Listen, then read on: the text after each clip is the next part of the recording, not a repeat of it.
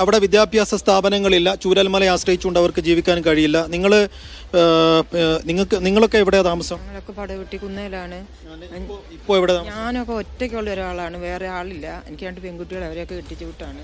സുഖമില്ലാത്ത ആളാണ്. എൻ്റെ അടുത്തുള്ളവരെല്ലാം പോയി, അങ്ങോട്ടും ഇങ്ങോട്ടും പോയി. ഞാനും ഇപ്പോൾ താമസിക്കുന്ന ഇവിടെ പുത്തുറുവയിലാണ്.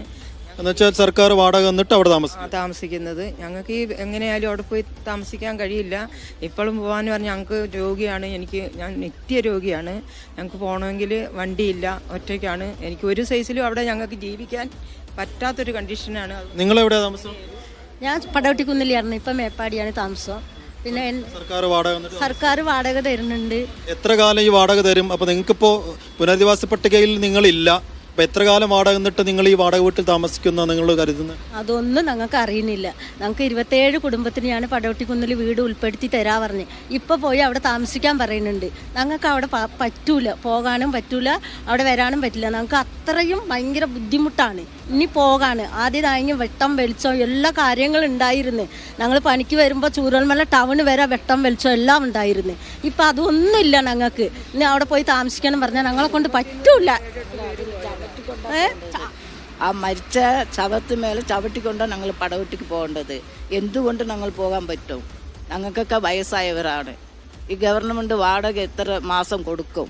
ഇപ്പോൾ 1 കൊല്ലമായി ഇതുവരെ വീട്ടിൻ്റെ കാര്യം ഒന്ന് പടവെട്ടി ഉൾപ്പെടുത്തുമെന്ന് നമുക്ക് സമാധാനത്തിൽ പറയുകയല്ലാതെ ഒന്ന് പടവെട്ടി ഉൾപ്പെടുത്തുന്നില്ല. അപ്പോൾ നേരിട്ട് ബാധിക്കാത്ത ഒരുപാട് ആളുകളുടെ പ്രയാസങ്ങളാണ്. എന്താണ് പേരെന്താ? എൻ്റെ പേര് മണി. നിങ്ങളും പടവട്ടിക്കുന്നായിരുന്നു. ഇപ്പോൾ എവിടെ താമസം? ഇപ്പോൾ കാരാപ്പുഴ കോട്ടേഴ്സിലാണ് താമസം. കോട്ടേഴ്സിൽ എത്ര കുടുംബങ്ങളുണ്ട്? അവിടെ ഉണ്ടായിരുന്ന എത്ര പേര്? പടവട്ടിയിലുള്ള ആകെ 2-3 കുടുംബമുള്ളൂ. പിന്നെ മൊത്തത്തിലവിടെ 20-21 കുടുംബം അവിടെ ഇപ്പോൾ താമസിക്കുന്നുണ്ട് നിലവിൽ. എന്തുകൊണ്ടാണ് നിങ്ങൾക്ക് അങ്ങോട്ട് തിരിച്ചു പോകാൻ കഴിയില്ല എന്ന് പറയുന്നത്? നമുക്ക് ഒരു കാരണവശാലും അങ്ങോട്ടേക്ക് പോകാൻ പറ്റൂല.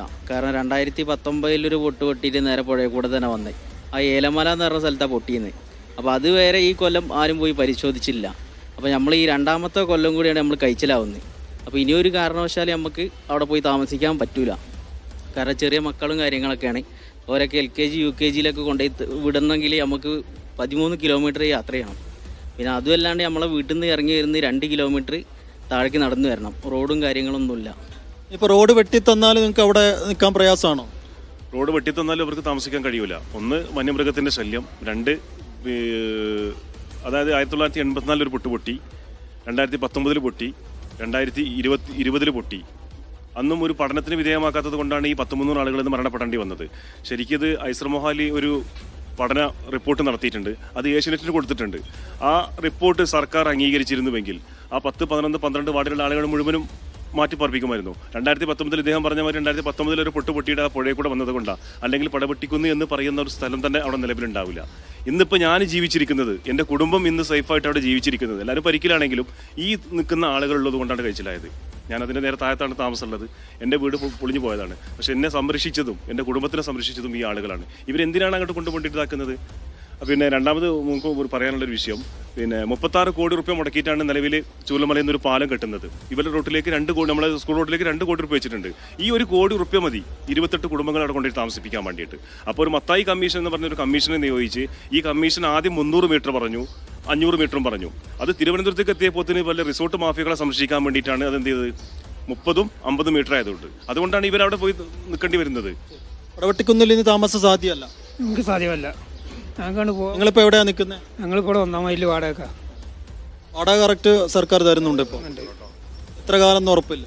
എത്ര കാലം ഉറപ്പില്ല. ഇപ്പം ഇനി മാസം നിന്നാലും പിന്നെ കിട്ടലുണ്ടാവില്ല. എങ്ങനെയാണ് ഉള്ളത് അറിയില്ല. പടവട്ടിക്കുന്നിലേക്ക് ഇനി പോകാൻ വയ്യ. ഞാൻ പുതിയ വീട് വെച്ചിട്ട് 20 ദിവസമാണ് താമസിച്ചത്. പുതിയ വീട് വെച്ചാൽ 20 ദിവസമാണ് താമസിച്ചത്.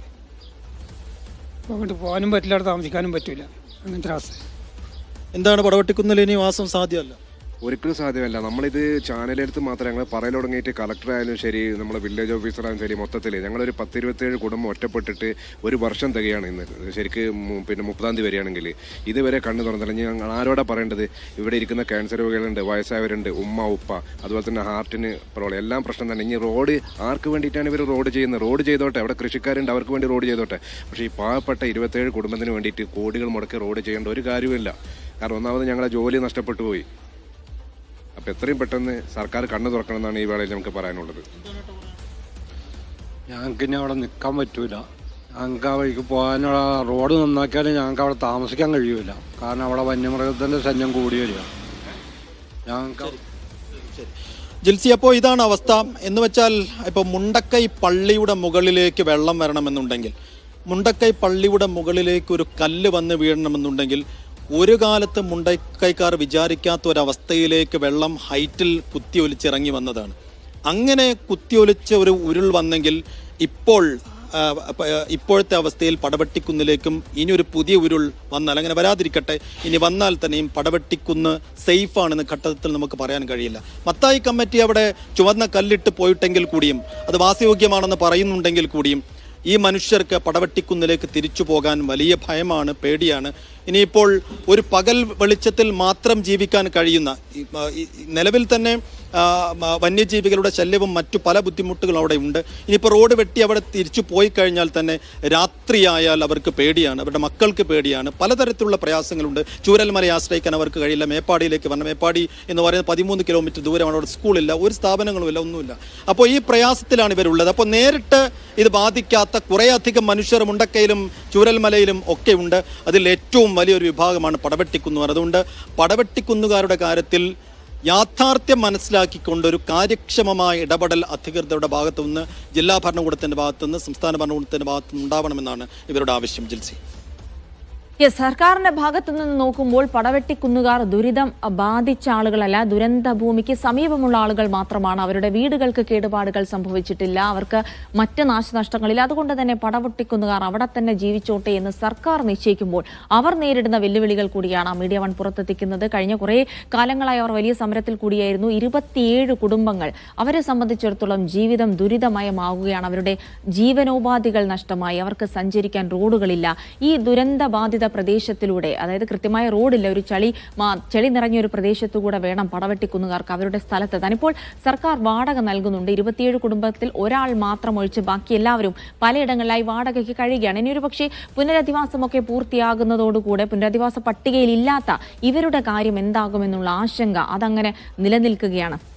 സർക്കാർ എത്ര കാലം ഇവർക്ക് പണം നൽകും, എത്ര കാലം വാടക നൽകും? അത് നിർത്തിക്കഴിഞ്ഞാൽ ഇവരെന്ത് ചെയ്യും? വീണ്ടും ആ ദുരന്ത ഭൂമിയിലൂടെ സ്വന്തം മണ്ണിലേക്ക് വേദനിപ്പിക്കുന്ന ഓർമ്മകളുമായി പോവേണ്ടതുണ്ട്. അവിടെ ഒരു റോഡ് നിർമ്മാണം എന്നുള്ള കാര്യമാണ് പറയുന്നത് സർക്കാർ. പക്ഷേ ആ റോഡ് നിർമ്മാണത്തിന് ഉപയോഗിക്കുന്ന പണം കൊണ്ട് ഇവരെ പുനരധിവസിപ്പിച്ചുകൂടെ എന്നുള്ള വളരെ ന്യായമായ ആവശ്യമാണ് പടവെട്ടിക്കുന്നുകാർ ചോദിക്കുന്നത്. ഇത് അധികാരികളുടെ ശ്രദ്ധയിൽ എത്താഞ്ഞിട്ടല്ല, ശ്രദ്ധിച്ചിട്ടും ശ്രദ്ധിക്കാത്തതുപോലെ നടിക്കുന്ന ഒരവസ്ഥ കൂടിയാണ്. ഇവരുടെ പ്രശ്നങ്ങൾ കൂടി, ഇവരുടെ പരിഹാരങ്ങൾ കൂടി തേടിയാണ് ഇന്നിപ്പോൾ മീഡിയ വൺ അവരുടെ ജീവിതങ്ങളിലേക്ക് കൂടെ ഒരു അന്വേഷണം നടത്തിയത്.